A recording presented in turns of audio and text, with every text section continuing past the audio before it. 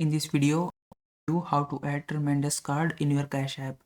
So first thing you need to do is open up your Cash app and then log in your account. Once you do that, this is how your dashboard is going to look like. So from here, simply click on this profile icon at the top. Now once you do that, this will bring up your account page. So from here, you have to scroll down until you see this option linked banks. So simply click on that.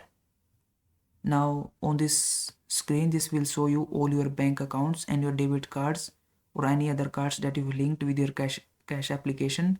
So to link your Tremendous card, simply click on this link debit card option. Now this will bring up this window. So from here you have to enter your debit card number and then click on this add card button, this green button. And once you do that, it will also ask you for your card expiry date. So simply enter that details as well. And then once you do that, your card will be added. So if this video was helpful, please like this video and subscribe to my channel.